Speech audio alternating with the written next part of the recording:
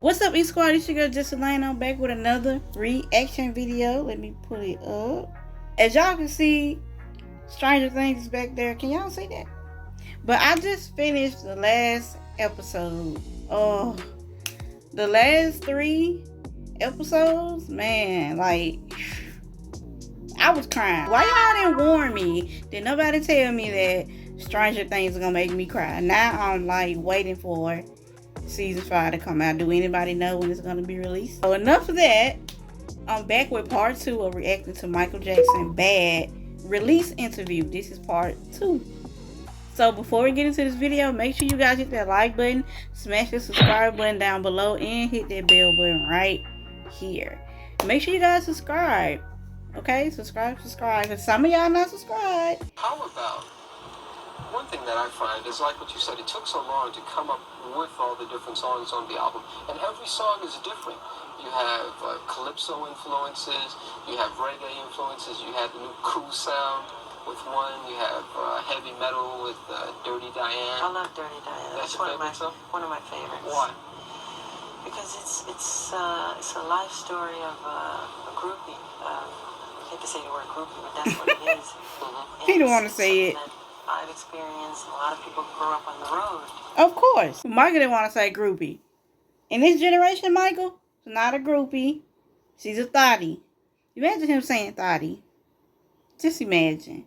But yeah, Dirty Diana, one of my favorite songs. I love the whole outfit he has on. Like, I kind of wish the video was kind of made different. Because I've been seeing, like, TikToks of people doing, like, how his video with Dirty Diana would have been. But instead, Michael got his own style. He wanted to do it his way. So, we're going to let the king do what he do. Not performing. And, do you feel as though you missed out on something by not remembering, not performing? of course, but I've gained a lot too. A lot of people never get out of their hometown, get to see other wonderful places. Right. A lot of kids read about things that I get to see in person all over the world, different places. So I'm so happy about that. I mean, you never can have everything. How does it feel when you go in to do a concert somewhere, and literally there are tens of thousands of people that are rushing over to you just to get a glimpse? That's a wonderful feeling, especially when you see them smiling and that'll be me. I think it's very sweet. I feel thankful is how I feel. He's so grateful. I don't take any of it for granted. What would you say, what interests you most about life? What interests me most about life is learning, finding out new things, exploring different worlds. You're never too old to learn. I'm so interested in the human anatomy now, the brain, and so many different things like that, and the bones and everything. I know that, and you know, this is a sensitive area, but you were very much interested in the bones of the Elephant Man, John Merrick. Is that because of your anatomical interest? Yes, I've been to the London School for Doctors twice, and I visited John Merrick's remains, who I feel a closeness to. Imagine if Michael wasn't a entertainer, musician. Can you imagine him being a doctor? Like, I'd be sick on purpose, like, any little thing. Oh, I ran into a wall. Dr. Mike, how you doing? I tripped and fell off the porch. Just anything. The story of the Elephant Man. Very sad story. Would you someday like to do maybe a remake of the movie or the play? Maybe.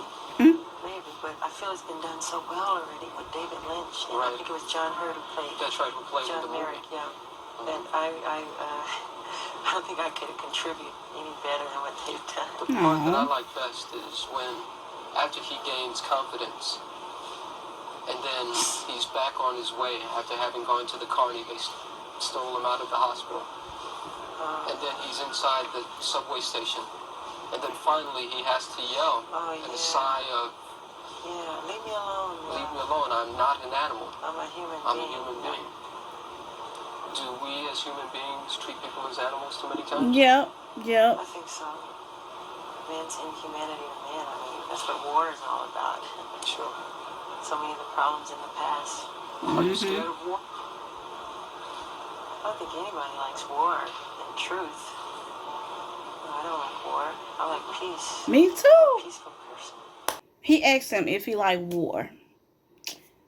And Michael was like, I don't think anybody likes war. Like, if you obsessed with, like, war and violence,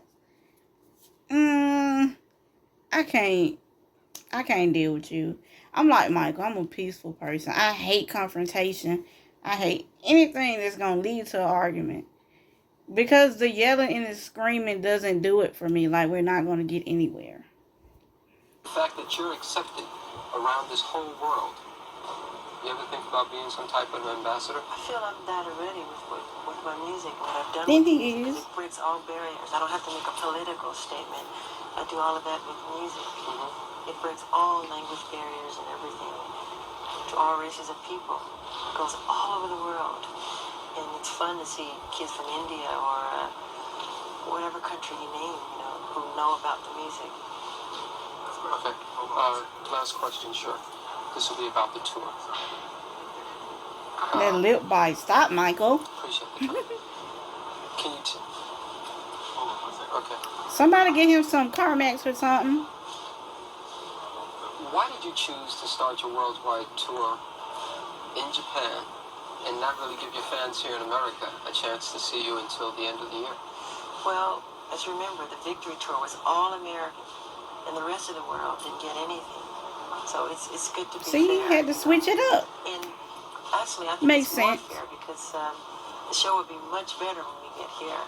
The worst thing to me personally to see is an opening show because it's not as tight as it can be. Sure. And it was something that my manager had done, and the people who work for me, wherever they book it, if I like it, I'll go. And I like Japan. I've been there before. Any apprehension about touring by yourself for the first time? I've done so much solo work. Even when I was little, 13 solo albums, solo appearances on He TV been shows. doing this. It ain't nothing new. It's just another road.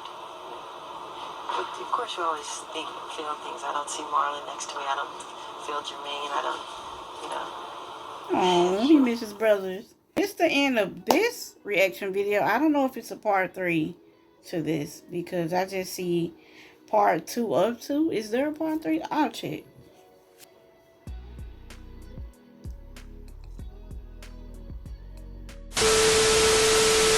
Nah, I don't see part 3.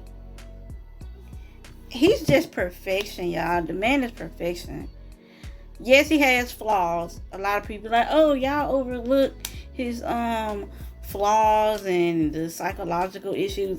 Okay, we see that, but we're not focused on it right now. The good thing about it is Michael left so much for us to look at and listen to, even though he's not here with us. Like, we can always go back and look at videos, interviews, photo shoots, all that. I looked at some of his videos with him in the early days of Jackson 5. Kind of like when he was a teenager. Yeah, with him and his brothers. I was like, wow.